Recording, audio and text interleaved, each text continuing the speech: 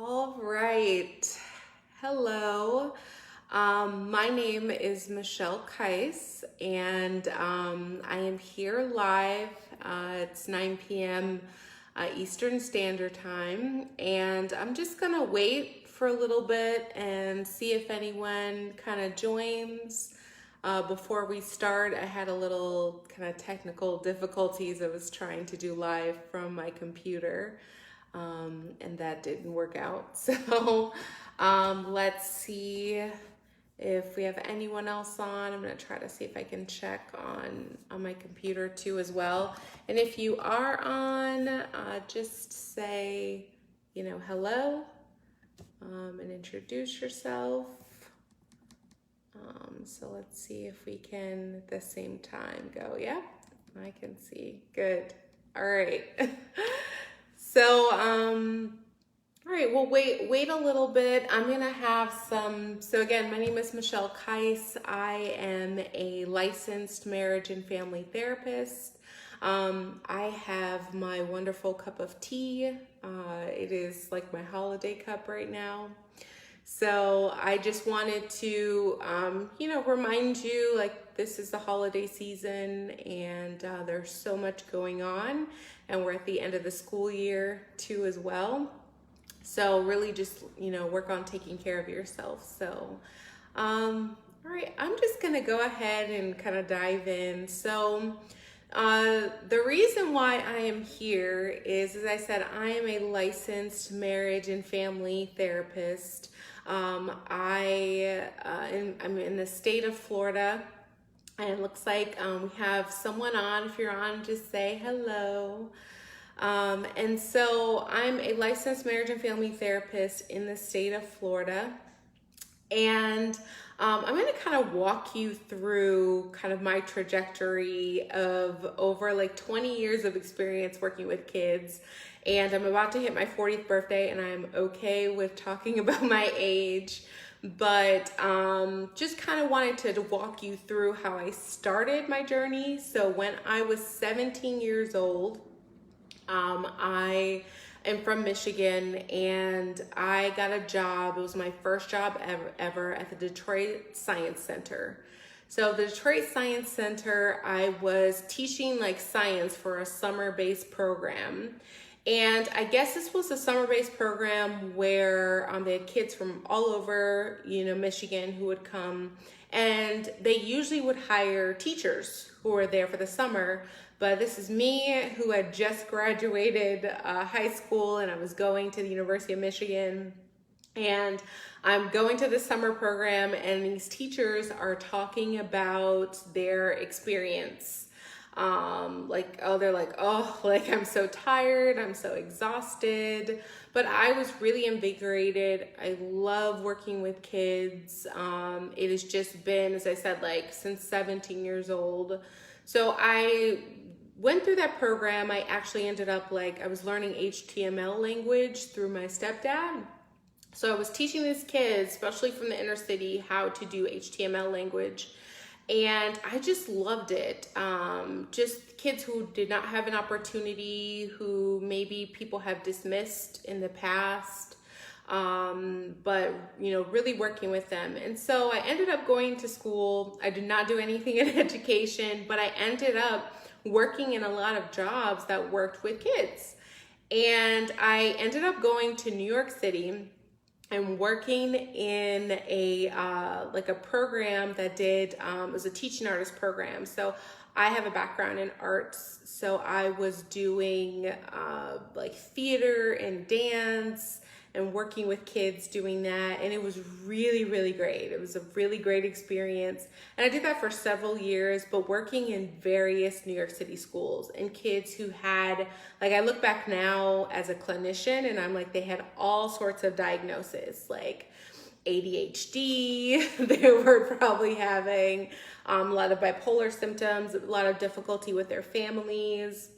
And so now I look back and I'm like, wow, these kids are experiencing a lot. And what I found was through music and through art, they were able to, experience, really finding themselves and figuring themselves out. And then I ended up doing a parent workshop. And so this parent workshop was awesome because I got to work with families too, and their communication and all that. And so that kind of led me to going to school to get my master's. And, at that time I was like, oh, I just want to work. This was 2010. I just want to work with families. I really want to do this. So that's why I ended up doing marriage and family therapy. And so you're probably like, why are you telling us all this? And I'm telling you all this because I cannot even imagine where it led me from the past. I graduated in 2014. And through all of that, for the past, I would say about 6 years, I have been working with kids with dual diagnosis. So, I don't know if we have any exceptional, we call it exceptional education here in Florida. So sometimes people call it special education, but we really work on exceptional ed. And kids with all different diagnoses, or here we have EBB, which is emotional behavioral kids. So kids with diagnosis, we have autism. Hi, Mallory, how are you? So we have kids with autism diagnosis, kids with bipolar, dual diagnosis too as well. So they're gonna have like 3 or 4 diagnoses. And so that means they could be dealing with like ADHD symptoms, so inattention. They could also be dealing in distractibility. They also could be dealing with actually being on the spectrum and having like social functioning issues. So they're gonna be dealing with a lot. And then again, they could be dealing with aggressive behavior, harm to self and harm to others. So, I currently work in an inpatient residential facility for adolescents. So kids from 5 to 17, they live there. It's just gotten to a point where the parents are like, I can't handle this. This is too much. I cannot deal with this. Kids who have tried to harm their families.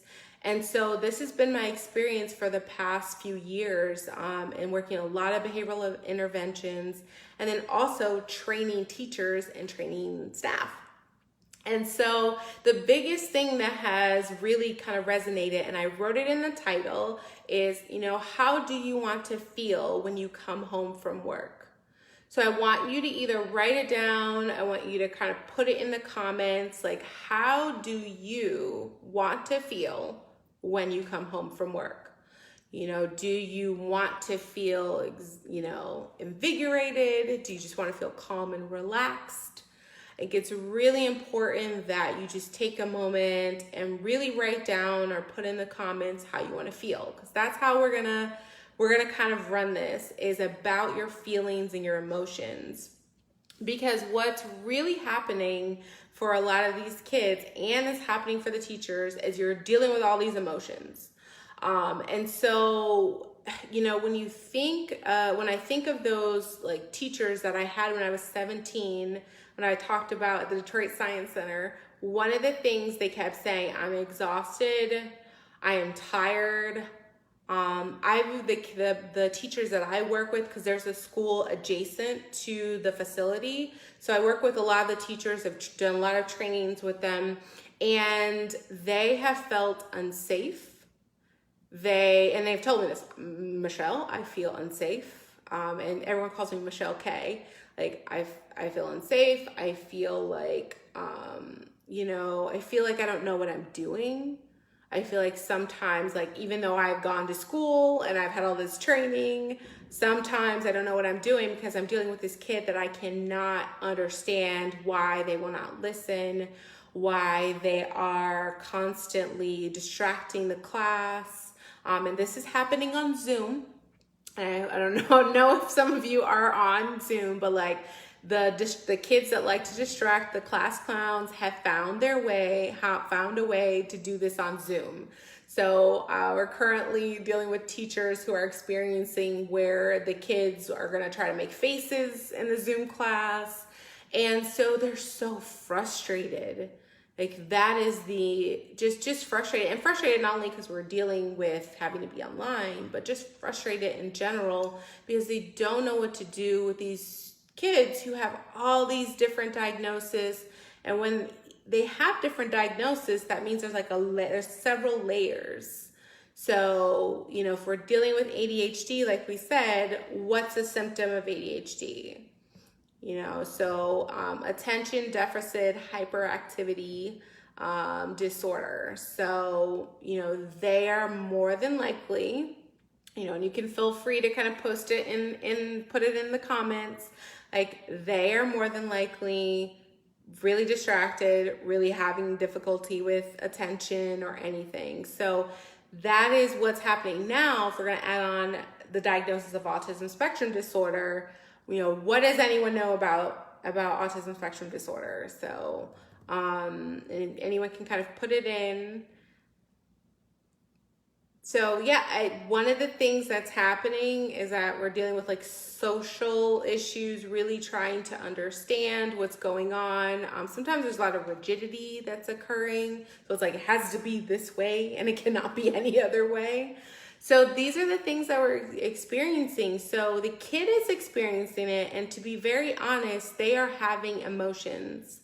They are having these uncomfortable emotions, whatever it might be, you know, anxiety, sadness, fear, and they do not know what to do with it.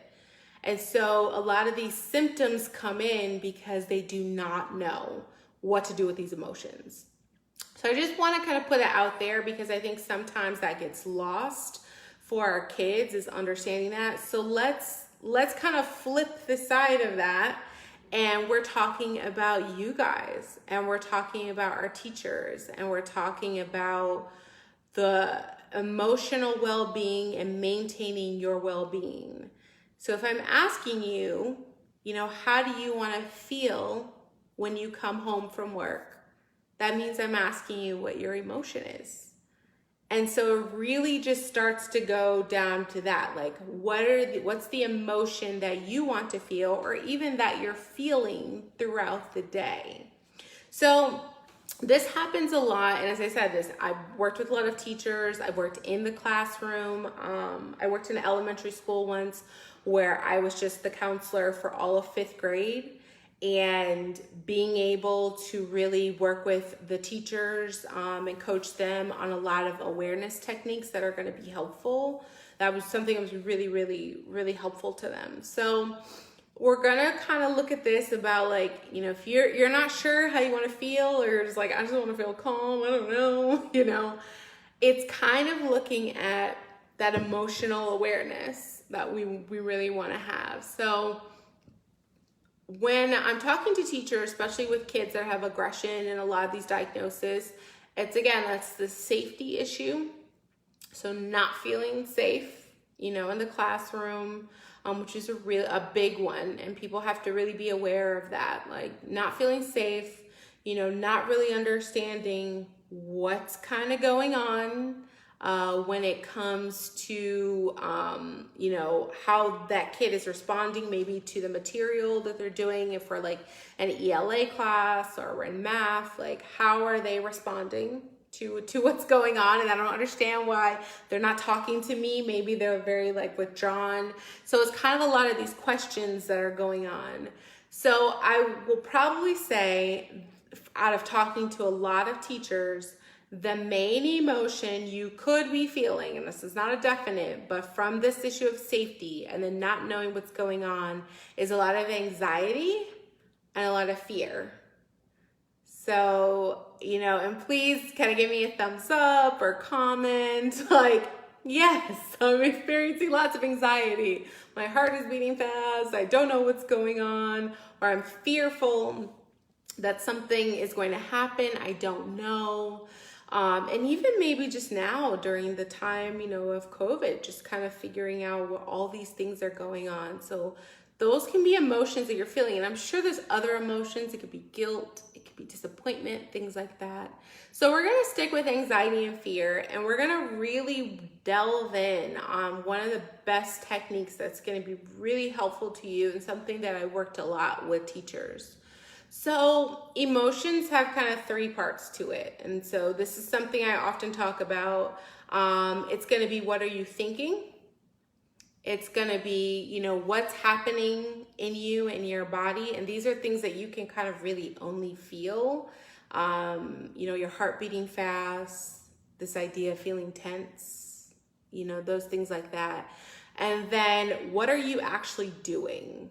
So when we talk about doing, it's all about like someone would see you. So someone would see you doing whatever it is, talking, like right now I'm talking. So those would be kind of like the things that you would want to start to observe for yourself. Now you are not doing this at the end of the day. You are doing this throughout your day. That is the key thing. It's really building up your awareness to really figure out what's going on throughout the day. So by the time you're at the end of the day, you can be at the emotion that you really want to have. So that's one of the things that's just totally important to understand is that, I asked you originally, like, how do you want to feel? And again, whatever that answer is, that's going to be kind of like the end of your day. And so we're going to have all this space in between, right? And you're going to experience a lot of different emotions and what's going on. But if we're not really aware of all of that in between, and I love using my hands, if we're not aware of all this in between, then we're going to, by the time we get to the bottom of the day, it's just going to kind of be like a blur. It's going to be like, and I don't know if anyone said that they want to feel exhausted or like overwhelmed. I'm sure if there is someone out there, but more than likely, you probably want to feel some sort of sense of calm by that end of the day, or even the time that you kind of leave out of work in general. So let's look at that. So we have our emotion, and we're going to talk about anxiety. Let's focus on anxiety because it's a lot about the future. It's a lot about you want to control something. And then you also have some sort of like, you want to prepare for something. So you're not really caught off guard. You don't want to be caught off guard. And as a teacher, you definitely don't want to be caught off guard in the classroom. Give me a thumbs up if you really feel like as a teacher, you do not want to be caught off guard. Cause I have felt that way in the classroom. So those are kind of the things you're going to have. So you're going to have this triggering situation that's going to come up. And it's going to change your emotions. And then you're going to kind of be like, okay, what are my thoughts going on in my mind? What is my body feeling like? And do I like that feeling or do I not? And then what behaviors am I doing? And do I want to continue doing that? So those are kind of like, that's the trajectory that we're going to start looking at. And I really encourage you to do that while you are in the classroom. So let's practice, okay? So I'm going to give you a real scenario and something that has happened to me throughout my past 2 years. I've had several experiences where I've been in restraints. And a restraint, if you have ever been in a restraint is a very good way to practice mindfulness because you are in the actual restraint and you have to be aware of what's happening.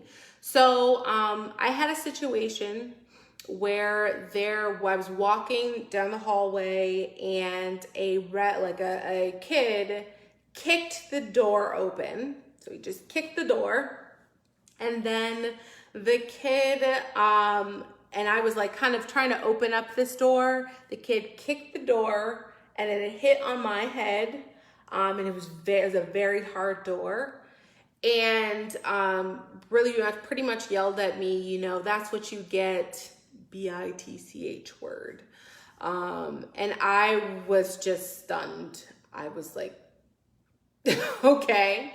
So I want you to have that picture already. So I'm just walking down the hallway. I'm going to meet another kid.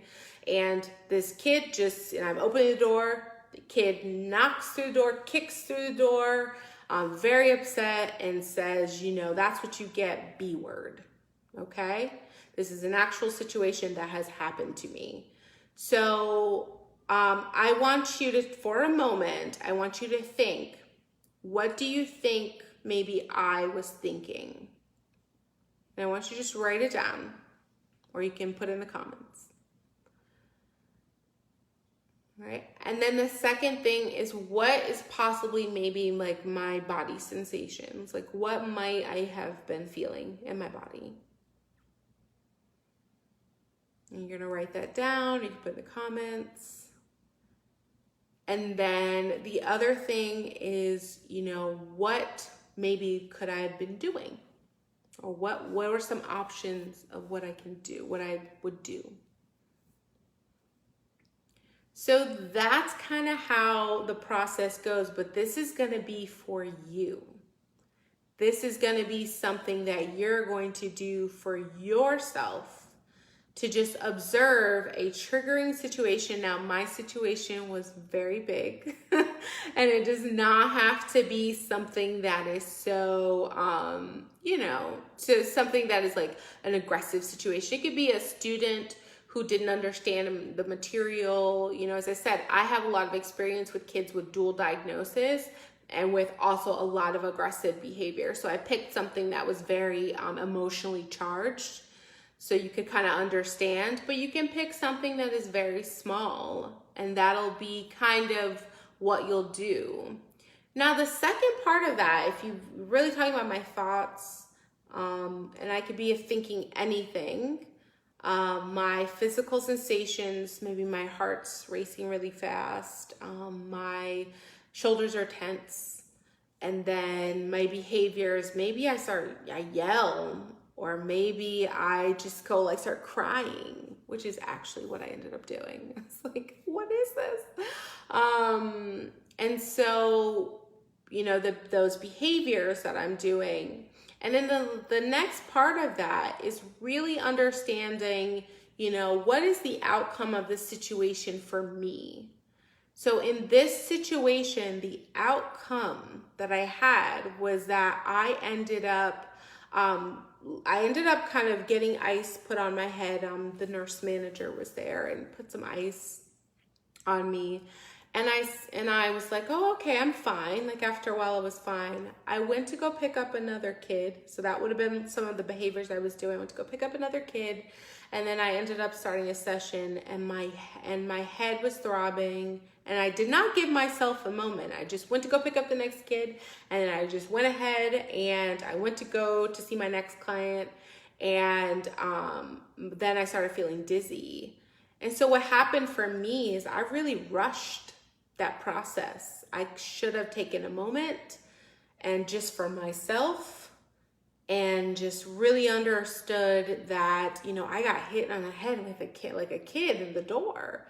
And so it was like, that's my well-being. My well-being is really about how I am processing my emotions and the behaviors that I'm doing.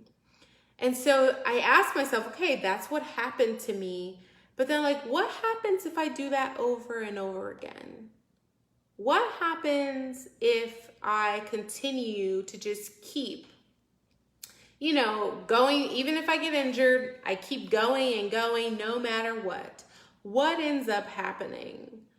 Anything could happen. I could sacrifice my own health. I could be incredibly frustrated all the time. Maybe I could be out of energy. It could be so many things that could happen long-term for me, maybe health-wise. And then I have to ask myself is that okay? Is that really, really what I want out of my life? And then that's how the behavior starts to change. Because then I'm going to maybe be more emotionally aware throughout the day. I'm going to kind of understand that maybe there's certain moments I need to kind of calm myself down and be alone.